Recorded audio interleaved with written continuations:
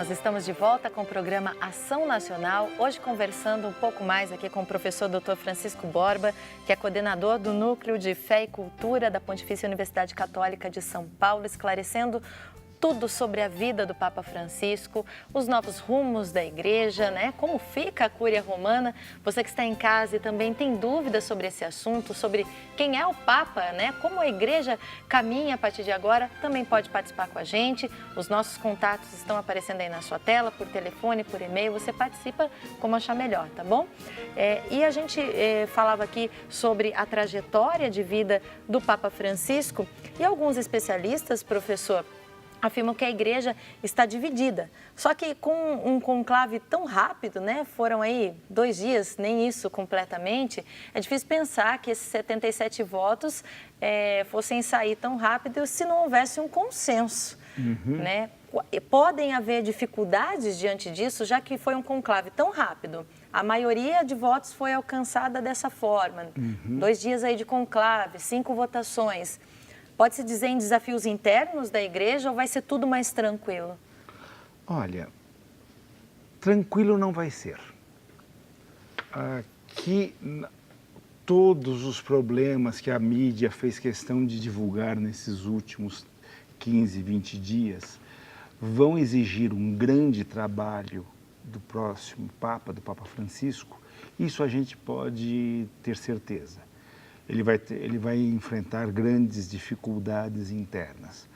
Porém, o que eu acho que fica mais claro é que o que se dizia, os analistas diziam, era que a igreja não tinha um nome para enfrentar os problemas.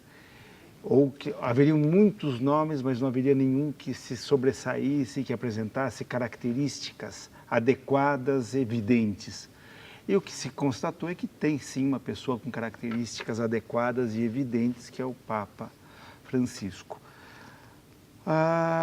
O que eu acho que agora vai ser um pouco mais fácil nesse processo é que existe uma peculiaridade do temperamento do Papa que é muito importante nesse momento, que é a simplicidade e a insistência que ele demonstrou em toda a vida dele pela humildade, pela pobreza diante dos problemas e do modo de ser da igreja. Porque grande parte dos problemas da igreja na Cúria Romana, que são os que mais se fala, se resolvem quando você tem uma igreja mais simples, mais convertida a Cristo, mais pobre. De acordo com o projeto de Cristo. De acordo com o projeto de Cristo. É redundante, mas mas é um fato importante. Né? E uma igreja que tem consciência que ela tem que ser uma igreja pobre, não pobre como ideologicamente, mas uma igreja pobre no sentido que não tem muita pompa, não tem o essencial. Eu acho que o melhor termo seria esse, não pobre. Uma igreja essencial, que tem aquilo que precisa. E o Papa Francisco tem isso na personalidade dele. Isso vai facilitar muito o enfrentamento dos problemas, porque você não vai enfrentar os problemas provavelmente na base do caça às bruxas. Quem foi que fez a besteira no ano passado? Mas vamos todos nos converter, vamos ser mais essenciais e tirando o que é supérfluo, tiramos também o que é errado. Professor, a gente recebe aqui uma participação do Pedro Júnior. Obrigada, Pedro, pela sua participação com a gente aqui nessa noite. Você que está em casa e também tem seu comentário, tem a sua dúvida sobre quem é o Papa Francisco, né? Pode enviar para a gente também, como o Pedro está enviando, tá bom? Ele diz o seguinte, talvez seja a dúvida de mais pessoas em casa também que nos acompanham. A imprensa diz que o Papa Francisco será um Papa dos pobres. A gente está dizendo aqui agora um pouco dessa característica dele de humildade, de atenção aos mais necessitados, né? Só que ele possuiria um posicionamento doutrinário mais conservador. Seria um modelo para além do conflito progressista versus conservador? Dá para a gente falar um pouco sobre isso? Sem dúvida. Essa pergunta é fundamental.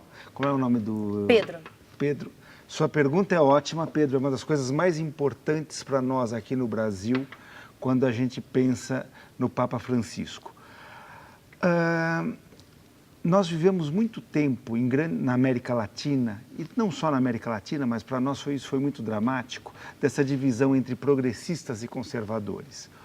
Hoje, o que se diz é que todo católico deve ser conservador e progressista.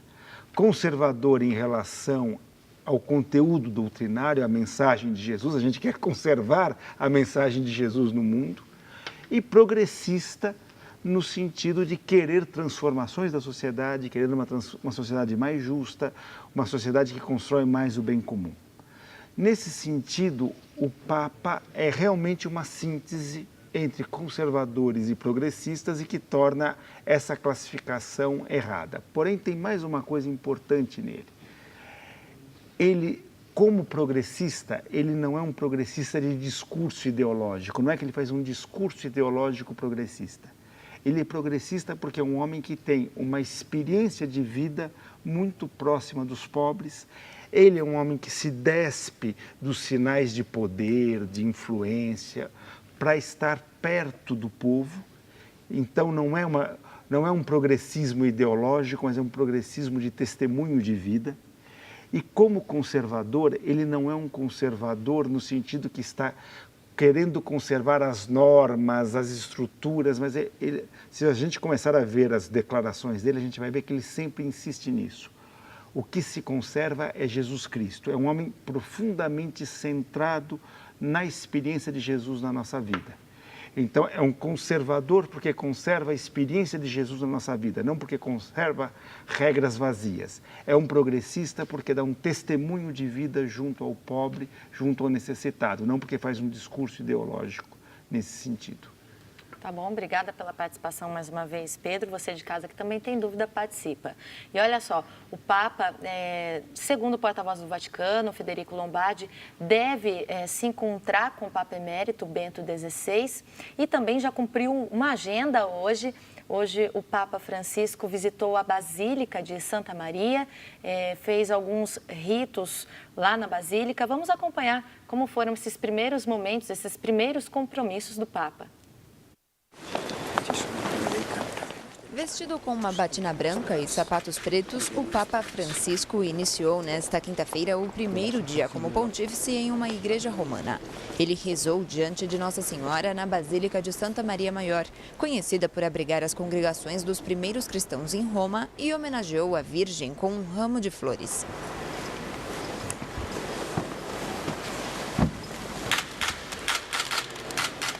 Freiras, padres e 15 seminaristas assistiram à oração.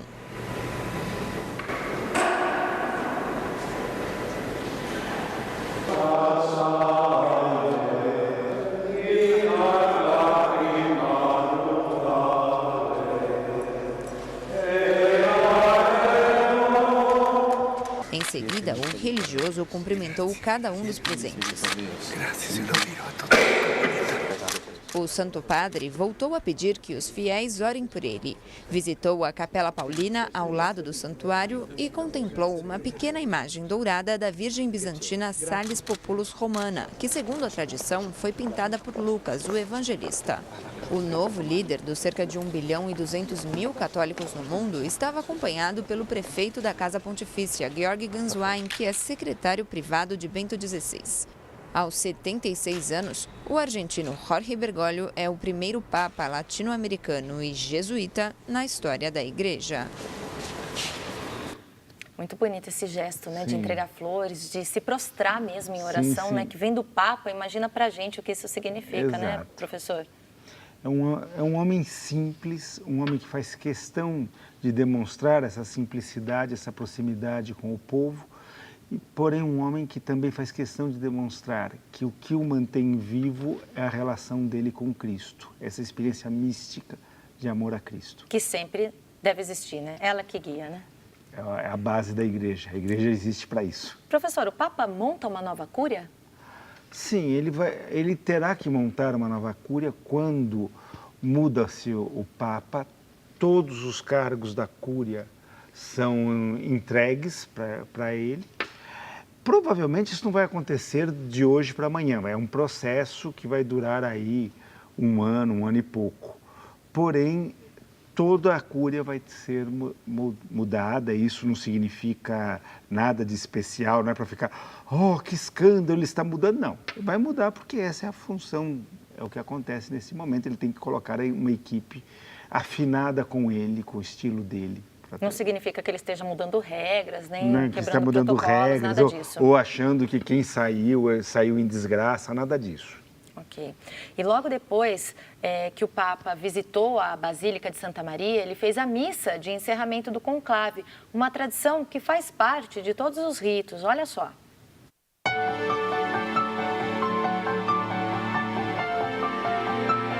Às 5 horas da tarde, na Itália, 1 hora da tarde no horário de Brasília, o Papa Francisco rezou sua primeira missa. A Capela Sistina foi o palco da primeira homilia do novo Sumo Pontífice. Diante dos 114 cardeais que participaram do conclave, Papa Francisco adotou um tom informal.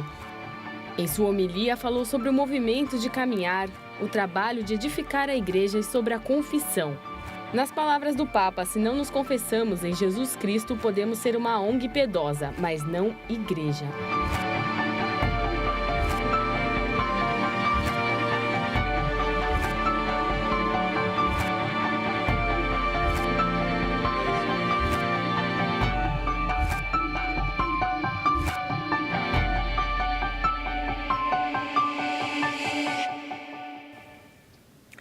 Foi a primeira homilia do novo Papa, do Papa Francisco, né? Ela também guiada pela simplicidade também, né, professor? Exato, pela simplicidade, mas acho que o importante dessa primeira homilia, que foi chamada a atenção agora no VT, é essa frase: sem Jesus Cristo a igreja pode virar uma ONG piedosa. Isso é o ponto que liga Bento XVI e Francisco, essa ideia de que a pior coisa que pode acontecer na igreja é uma igreja sem Cristo. Porque, frequentemente, mesmo os bons cristãos pensam a igreja como uma grande instituição que tem que ser bem gerida, tem que ser eficiente, etc. E eles, Bento XVI e Francisco, estão chamando a atenção. A igreja é importante porque tem essa dimensão mística de encontro com Cristo. Bom, daqui a pouquinho, no próximo bloco, a gente fala mais sobre a vida do novo Papa Francisco e você vai ver também quais os desafios do mundo contemporâneo que o Papa vai enfrentar. Então não sai daí, a gente volta em instantes.